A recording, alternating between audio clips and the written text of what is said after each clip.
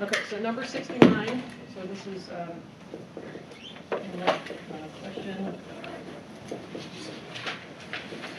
number 69 from section 2.5. Yeah. For the record. Will somebody read that one to me? F of x equals 0.05 x to the power of 4 plus 0.1 x cubed minus 1.5 x squared minus 1.6 x plus 3. Okay, and it said to find the derivative and then the... And then, yeah, to find the derivative and the value of x where the graph has a horizontal tangent line. All right, this is perfect because this is going to review pretty much everything from minute to minute. Okay, so first off, finding the derivative should be fairly easy. How do I know that? Because everything is in power form, x to the something. So power form has to be x in the numerator to a power. So square root of x, x is in the numerator, but it's not written with an exponent. 1 over x, exponent, but not in the numerator. So it has, all of those have to be the case. So here we're just going to, so remember that additionally, multiplying by a constant and addition and subtraction just carry through. So we're going to bring the 4 down. 4 times 0.05, 0.2 x cubed. Is that right? Yes. Bring the 3 down and multiply it by the 0.1, so 0.3 x squared minus 3x minus 1.6, and the derivative of a constant is always 0. 0. Okay, so that we just reviewed those. So where is the tangent? So where is there a horizontal tangent line? Those are actually all key words. Where means I'm looking for an x value. Don't we have to equal it to 0? Yes, we're getting there. Horizontal means that the slope is equal to 0. Tangent means what? Tangent line. That's a very special line with a very special slope. And this slope for this line is equal to the derivative. So when I say where is there a horizontal tangent line, I'm saying find the x value where f prime equals 0. So I'm really just going to set f prime equal to 0 and solve. So I'm going to set this whole thing equal to 0. How many of you want to factor that? No factor. This is much too hard to factor. I mean, it's a pain in the butt to factor. I suppose we probably could. The other thing you could do, which was the hint, which was actually the instructions in the textbook, and also I posted, did anybody see that? To the Q&A board, I posted a link on how to do this on the graphing calculator. So what you're going to do is you're going to put this into y. Let's go ahead and get out the graphing calculator. Unfortunately, for those viewing at home, I don't have it projected, so I'm going to hand wave a lot. So the first thing we need to do is go ahead and put it in y. So you're going to hit the y equals button, and then clear out anything that's there, and then just go ahead and put this in. You do not have to say 0.2 times x cubed. You can just do 0.2 x and hit the cube, up there with 3. So let's go ahead and get that in. 3. Oops. Make sure to get out of your exponent, which I did not. Plus 0.3 squared minus 3x minus 1.6. Oh, for some reason I got mine in y2. Okay, so you're going to define a y as this, and then you need to graph it. If you don't know where to graph it, it's probably reasonable, like for me, my graph was probably most recently assigned to some other problem with a radically different window. So probably the best thing to do is to hit the zoom button and pick number 6, Z standard. So that just means put in standard negative 10 to 10 in both directions, just as a starting point. And then it'll graph. And so you should see something that looks like that. Okay, it's going to go through, looks like about like this. It does not go through 0. I didn't draw it very well. Okay, so the thing that we're trying to do now is we're trying to find all those points. So what did I graph? This is not a graph of the f of x. This is a graph of f prime of x. This is a graph of the slope. So just remember what you're trying to do here. You're trying to find the x value where the slope equals 0. This is a graph, so I just need to find where it goes through 0. So the best thing to do then is in the calc menu. So hit second. It's on the trace button, calc. The second one down says 0. So go ahead and select 2 for 0. And now it's going to prompt you for left bound and right bound. So that means you need to position the cursor using the right and left arrows the left bound somewhere over here, and the right bound somewhere over there. So you need to go just on either side. If you go far away, it'll just take your calculator longer to find it. So the closer you get, the shorter the time. So we're doing that. So I'm going to use my left arrow and arrow back over to before the very first one. I don't know where I am. I can't see it. I think I got too far. All right. And then do your right arrow and go back to the other side. And then it's going to ask you for a guess. Ignore that. Just hit enter. And so for the first one, I get negative 4.46. Anyone else get that? So x equals negative 4.46. And however many decimal places it asks for. I don't remember, 4, 3, whatever it asks for. Okay, and then you just do the same thing. You have to do them one at a time. Okay, so derivative is easy as long as it's in power form, x to the something. Or where is the horizontal, the tangent line horizontal? X value that makes the slope equal to 0. Those are all key words. And then it's just a matter of solving. If this were easily factorable, you would just factor and do it that way. But you can also do it on the calculator. On the test, I'm going to be looking for algebraic work. You can check with your calculator. That's fine with me. But if you just simply, if you got to here and then wrote down this, I would not give you a lot of credit. Okay? If it's factorable, I want you to factor it. If there's an algebraic way to do it, I would like for you to do that. You may check with a graph. I might have missed why you said this, but why are you only taking the 0 at 1 point? I'm not. I just haven't finished the problem. Oh. I'm just not going to repeat it. Yeah, so you just do the same thing for all the other ones. Yeah. So you need all three. Yeah. Okay, so is that good? Question? I'm just trying to find where my question was. Okay, I will erase while you look.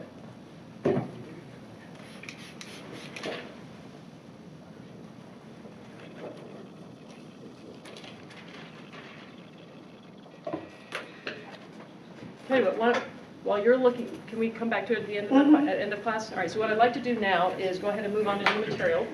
We're in 2 sections today because they really are very much connected. So we're in section 2.6, which is differentials, and 2.7, which is the application. So I'm hoping to spend not so much time on the differentials themselves because the application is actually so much easier to understand. So I'd like to kind of jump to that. So we're looking at differentials.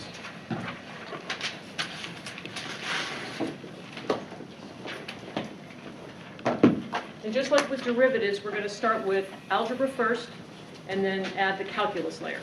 Okay, so over here for algebra, I'm going to have 2 columns.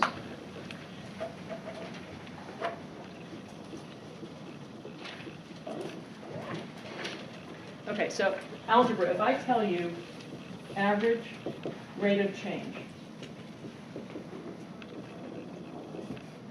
what is that? What's another word for that? Slope.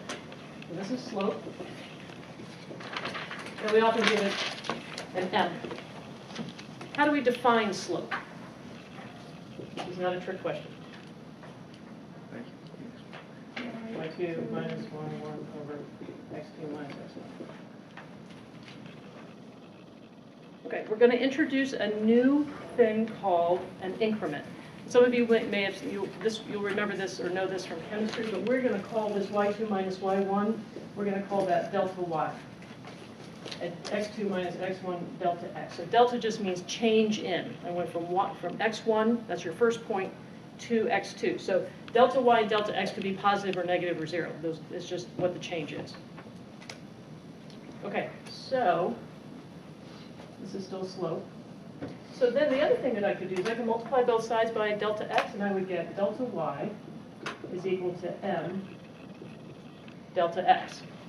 And that should look familiar because what form does this look like that we've been using a lot lately? X plus b. Y equals mx plus b, or the other form, the point slope form, y minus y1 equals m times x minus x1. So we've been using something similar to this. So that means that if you know how much your x changed, and you know your slope, then you will know how much your y changed. Okay, so let's do an example. So we have y equals f of x equals x squared plus 1. So I want you to find, and for this we'll say x1 is equal to, bless you, 2, and x2 is equal to 3. And so you need to find delta x, delta y, and delta x over y, delta y.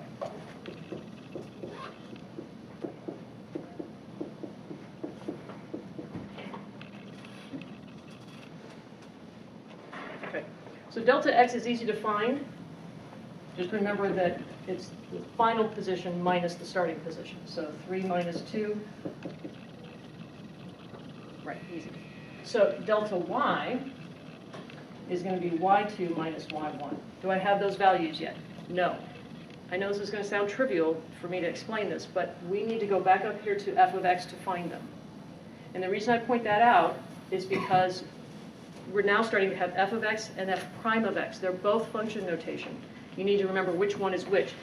F of x gives you your y values. F prime gives you your slope values. So you need to just plug in the correct one. All right, so plugging in. So if we put 2 in here, we get 3 in here. We get 10 minus 5, 5. And then 5 over 1, 5. Okay. That's algebra. So just remember that delta means change in. Sometimes the problems are worded this way. If this is a different problem, I could say x1 is equal to 2, and delta x is equal to 1. I already have the delta x. If I know x1 and I know delta x, can I find x sub 2? Yeah, it just says start here and do what this says. So this would tell me that x sub 2 is equal to 3. Delta x could be negative. If it had been negative a half, then I would have said 2 minus a half, 1 1/2. So just know that you can have it either way. I can give you both endpoints, the starting and the ending point, or the starting point and how much it changed. Just different ways to say the same thing. So far, so good? All right, so now let's add the calculus layer. Sorry for speaking. In calculus, we don't have average rate of change. We have what? I see people looking. Is there a question I can ask before we move on? No? Okay. In algebra, average. In calculus, it's called what kind of rate of change? Instantaneous, right? So it's instantaneous rate of change.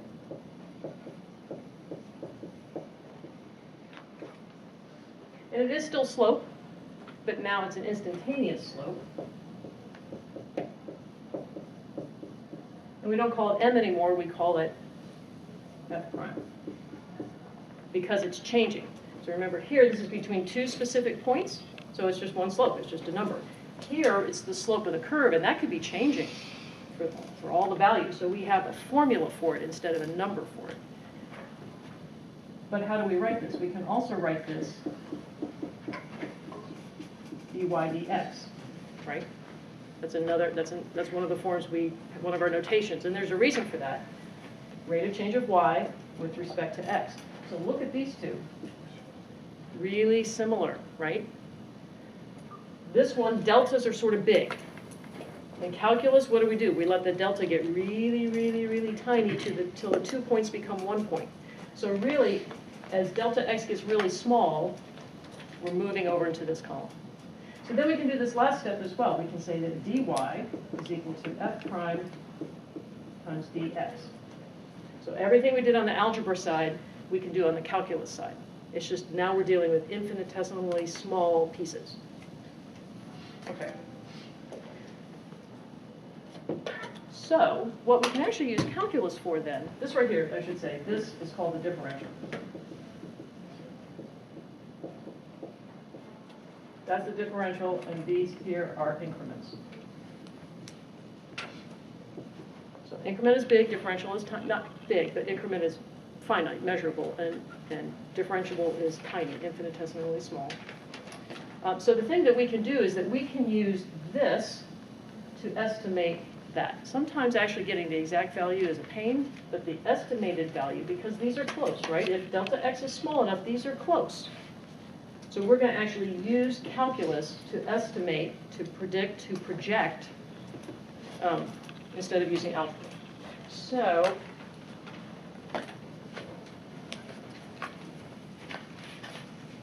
I'm actually going to start with the word problem because it makes more sense than not. I know that sounds crazy. So We are on, this is, for those of you with a textbook, this is page 162, number 46. And it reads like this.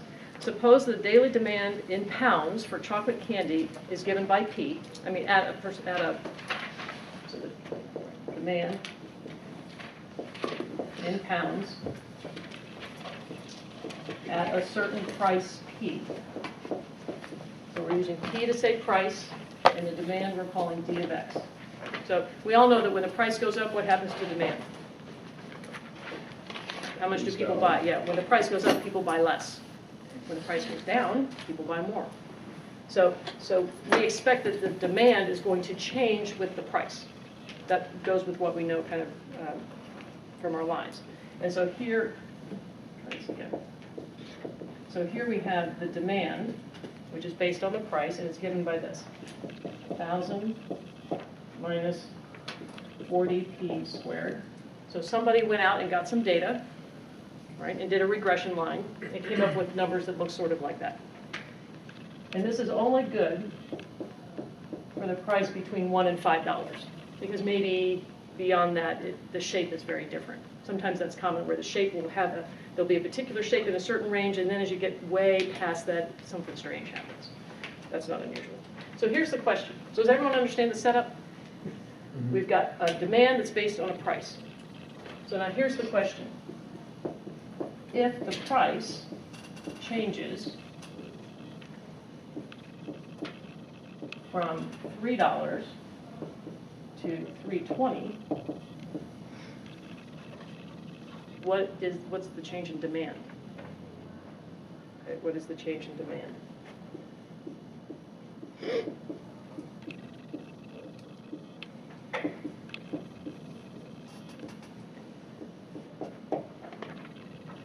Okay, so let's go through and look at some language. I see lots of changes. So changes make me think of deltas and derivatives, right? Incremental change and time differential change. So I can consider this to be x sub 1. That's where I started at $3. And I'm going to increase to $3.20. So what's the change in x? If I wanted to write this, delta x, yeah, 0.2. It's just $3.20, my ending point, minus 3, my starting point. So 20 cents. I could find the exact change in y by just finding the value at 3.20 and subtracting off the value at 3. Right, everyone? We could do that, and that would be fine. It does, but it isn't always. So particularly, we're getting to interesting problems. So now, let's, instead of doing that though, let's approximate. So this is the actual value. So this is actual. Instead, what I could do is I could find dy, and then use that. So how do I find dy? dy is equal to f prime dx.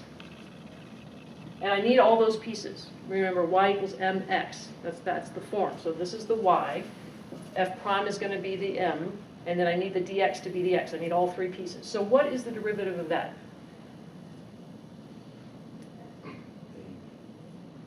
ADP. Negative ADP. Right, so negative ADP. And you know what? Instead of y's, we need to fix our variables here. This is not a change in x. This is a change in price. So let's call that delta P. And this is not a change in y. This is a change in what? Demand. Well, this is a change in demand. So this is really delta D. So let's try and keep our variables to match what we started with. So we have this change in price, which leads to a change in demand. So now instead I'm going to have this dd, I know it's kind of weird, is the derivative times dp. So it's important that we have this form. dy equals f prime of x dx. You have to have all three pieces. Y equals mx. You have to have all three. The other way that you can think about this is you can do a dd dp is minus adp. If I just take the derivative of this, negative 80, I can write it this way, but then if I multiply both sides by dp, I have my differential. Okay, so now how do I use this? Do I have a price? Yeah, $3, that's what I started with. Do I have a change in price? Yes. Yeah, I'm saying, so the way, the approximate part of this is that I'm saying that dP is approximately equal to delta P. That's my approximation. Because remember, dP is really like 0, right? It's tiny. So here, the reason it's an approximation is because I'm saying, well, let's just say it's a little bit bigger. So then this would be 0.2. So what's that? 6? 48? Does that sound right? 80, 240 times, no, better, 0.6? Yeah, let's do it in our heads. Yes, let's do. 80 times 0.2. 80 times 2 tenths, 8, 16, 16 times 3, 48. Yeah, you guys need to do that. Keep your brain agile. All right, so negative 48 watts. This is a DD. Well, D in this case was demand in pounds, so this is pounds. So it's saying if I bump my price from 3 to 320, I expect my demand to go down by 48 pounds. So let's see if we can figure out what a graph of this looks like. Run out of space.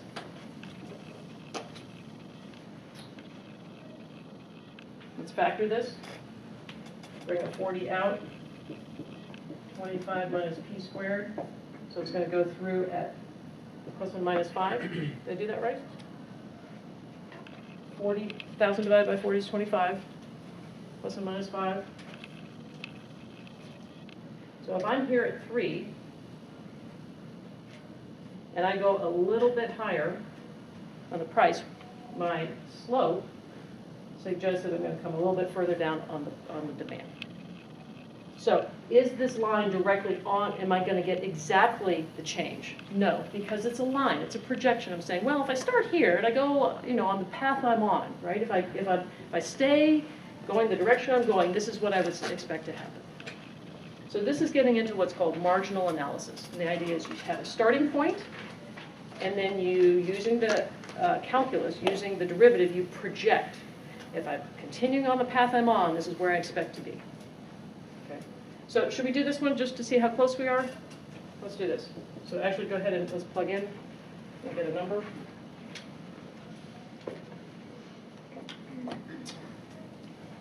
So I'm going to check my work because it was in a very early morning.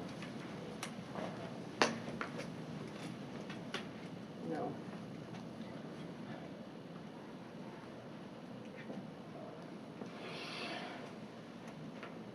I'm going to step out of the camera because I'm really doing a bad job of this. Did anybody get an answer here yet? The exact answer? Yes. It's 49.6.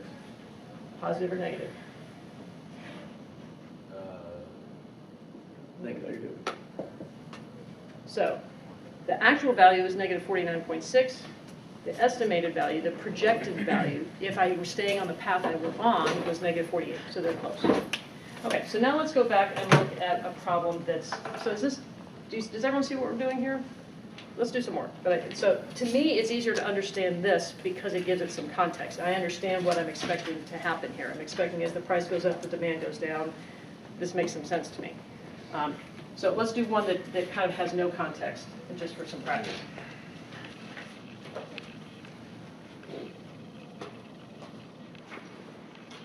Okay, so let's go back to the original problem that we had, which was when this was the one we did before.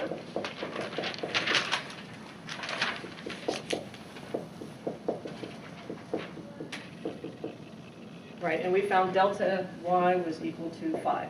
So we already did that work. I'm just copying down what we already did in the beginning of class. Okay, so now let's do it the calculus way.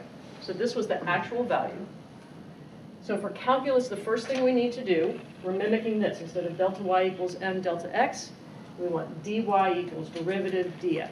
So the first thing we need to do is find the derivative. Is this an easy derivative?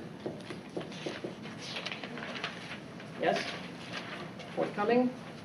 2x plus 0. Okay, so 2x is the derivative. So that means our differential, dy, is equal to 2x dx. You can go directly to this step, and because clearly this step is part of that step. So as long as you can do it correctly, just make sure you get that part. Okay, so now I'm ready. 2 times the original x value, 2, times the change in x. Remember, so here we're saying dx is approximately delta x. That's our approximation. We're letting those two be equal when really we know that they're not exactly equal. So if I put, what was my delta x? 1. So I put in 1. So in this case, my actual value was 5. My projected value, 4. Okay, so again, they're going to be close but not exact. If I were to draw a line, I'm going to draw a picture. This is a quadratic, shifted up by 1. I'm going from 2 to 3. And so, I'm not going to draw the line very well. I'm projecting a little bit lower than what it would have been for the change. Okay, so let's do another one.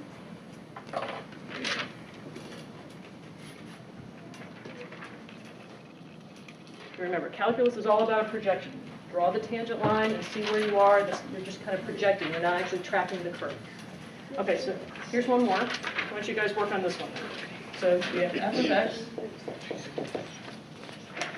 is 100 times x minus 4 over x squared.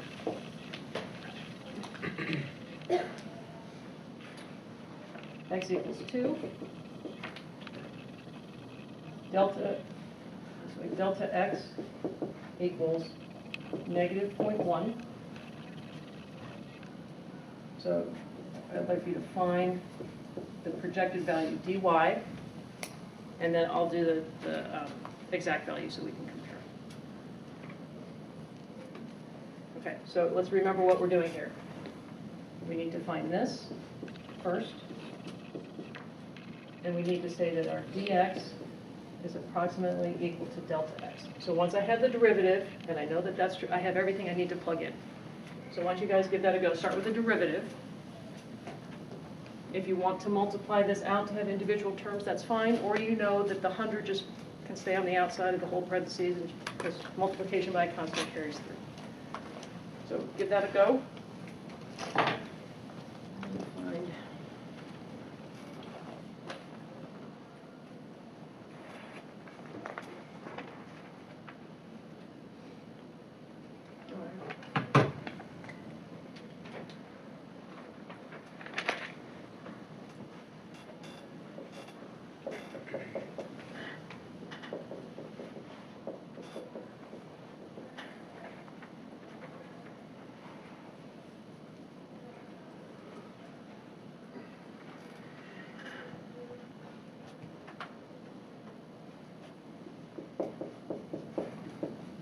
Start with the derivative, find that first.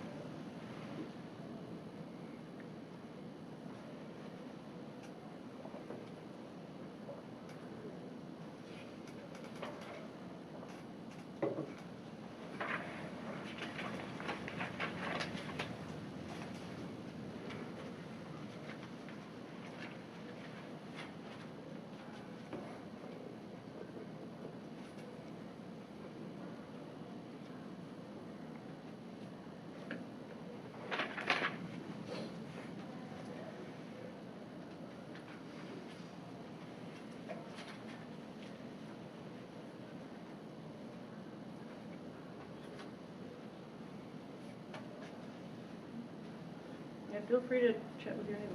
Doesn't have to be silent.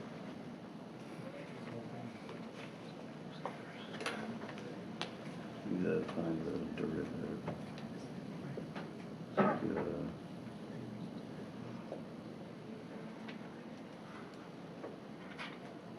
So you get the times of 100 and all that.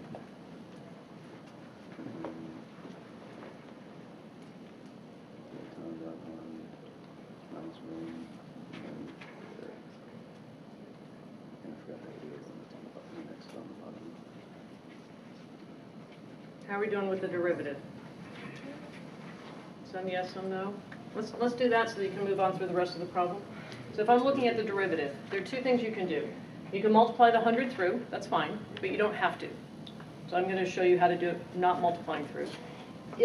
Are all of these terms ready to differentiate?